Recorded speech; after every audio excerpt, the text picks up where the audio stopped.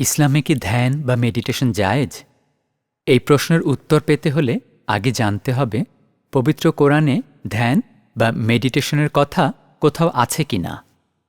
ধ্যান বাংলা শব্দ, যার ইংরেজি প্রতিশব্দ মেডিটেশন, আর কোরআন নাজিল হয়েছে আরবি ভাষায়।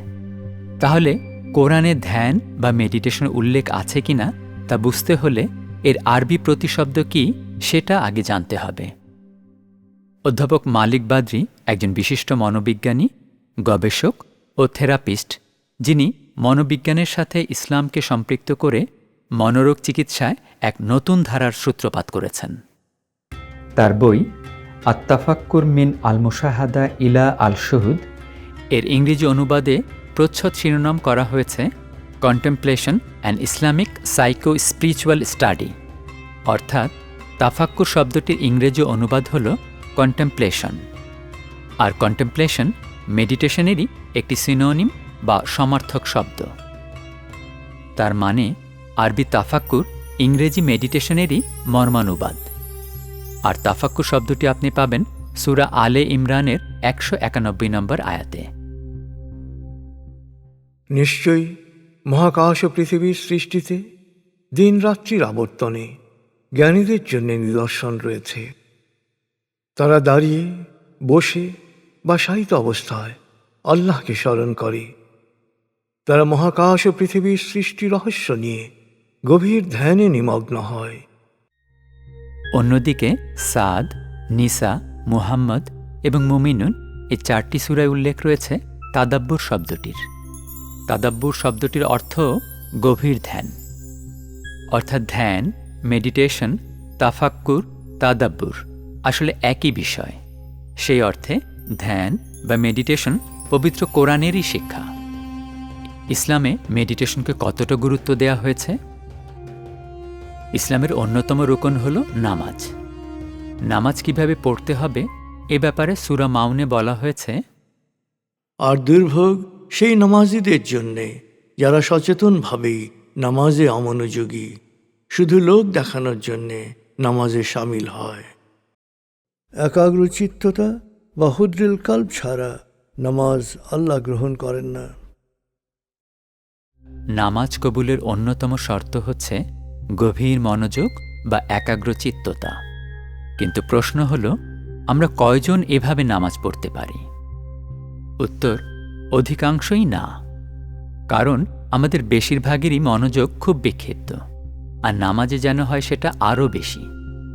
জাগতিক নানা চিন্তা, টেনশন, অনিশ্চয়তায় আমরা এতটাই আচ্ছন্ন থাকি যে নামাজে দাঁড়িয়ে চট করে একাগ্রচিত্ত হতে পারি না।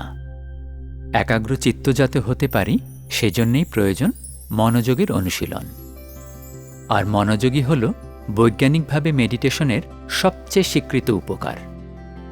2005 সালে ম্যাসাচুসেটস জেনারেল হাসপাতালের গবেষক সারা লেজার ও তার সহকর্মীরা একটি গবেষণা চালান। এতে দেখা যায় নিয়মিত মেডিটেশনে মস্তিষ্কের প্রিফ্রন্টাল কর্টেক্স এবং রাইট এন্টেরিয়র ইনসুলা এ দুটোর পুরুত্ব এবং ঘনত্ব বৃদ্ধি পায়। এই দুটি অংশ সম্পর্কযুক্ত মনোযোগের সাথে।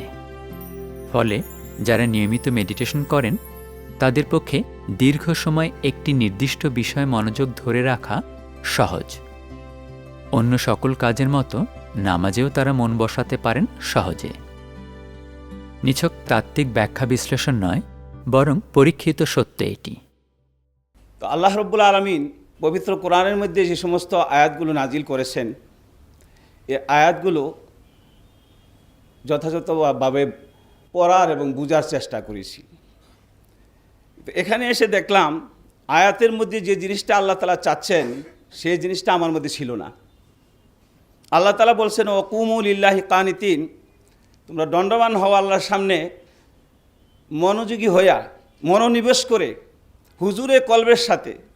যে হুজুরে কলব মানে মনোনিবেশ করে, হাদিসের মধ্যে আসছে নামাজ এমনভাবে পড়ো। যখন জিজ্ঞেস করা হলো আমাল এহসান, এহসান কি হাদিসে জিব্রাইলের মধ্যে, তখন আল্লাহ রাসূল সাল্লাল্লাহু উত্তর দিলেন, কান্নাকা তারাহু, যেন তুমি নামাজের মধ্যে আল্লাহকে দেখতেছো। ফাইল্লাম তাকুন তারাহু ফাইন্নাহু ইয়ারাক, যদি এমন অবস্থা না হয়, মনে করো যে আল্লাহ তোমাকে দেখতেছে, আমি বলবো এখানে আসার পরে দ্বিতীয় দিন থেকেই এই অবস্থা শুরু হয়েছে আলহামদুলিল্লাহ। গত ৩০ বছরে কোয়ান্টাম মেথড চর্চাকারী অজস্র মানুষ হয়েছেন যার সাক্ষী। মেডিটেশন কোর্সে অংশ নেওয়া মুসলমানদের মধ্যে যারা নামাজ পড়েন তারা অনেকেই নামাজে আগের চেয়ে বেশি মনোযোগ ও তৃপ্তি পাচ্ছেন বলে উল্লেখ করেছেন। মেডিটেশনের পর যেদিন প্রথম এশার নামাজ আমি পড়ছি, আমার মনে হয় আমি জীবনে প্রথম এশার নামাজ পড়লাম। আমি 25 বছর ধরে প্রতিদিন মাগরিবের পর একটা দোয়া পড়ি 10-15 মিনিটের। সেই দোয়া যখন এখান থেকে যাওয়ার পরে আমি প্রথম পড়লাম, আমার মনে হলো এই দোয়াটাও আমি প্রথম পড়লাম, 25 বছর পড়ি না। কোরআন অনুধাবনের জন্য প্রয়োজন ধ্যান। পবিত্র কোরআনেই রয়েছে পূর্ণাঙ্গ জীবন বিধান, কিন্তু এই বিধান অনুসরণের জন্য প্রয়োজন এ বাণীর অনুধাবন ও উপলব্ধি। আর কোরআন নিজেই তাকে অনুসরণের জন্য বলেছে ধ্যান বা মেডিটেশনের কথা। হে নবী, আমি তোমার উপর এই কল্যাণময় কিতাব নাজিল করেছি, যাতে মানুষ এই কোরআনের বাণী নিয়ে গভীর ধ্যানে নিমগ্ন হয়, সেই সাথে সহজাত বিচার বুদ্ধি প্রয়োগ করে এর শিক্ষা অনুসরণ করে। এরপরও কি ওরা কোরআন নিয়ে গভীর ধ্যানে নিমগ্ন হয়ে তা অন্তরে ধারণ করবে না, না মনের দরজা বন্ধ করে রাখবে?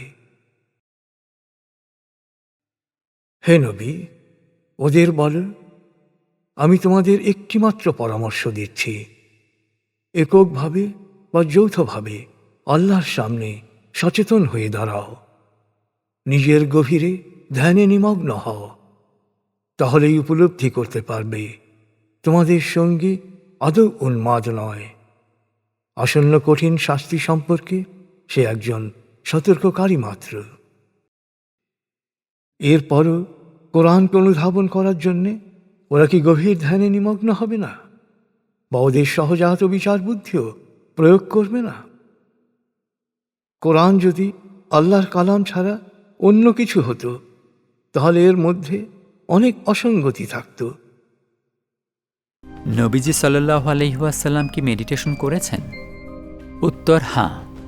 নবুয়ত প্রাপ্তির পূর্বে দীর্ঘ 15 বছর প্রতি রমজানে তিনি চলে যেতেন বাড়ি থেকে দূরে হেরা গুহায়, নীরবে নিভৃতে ধ্যানে মগ্ন হয়ে যেতেন।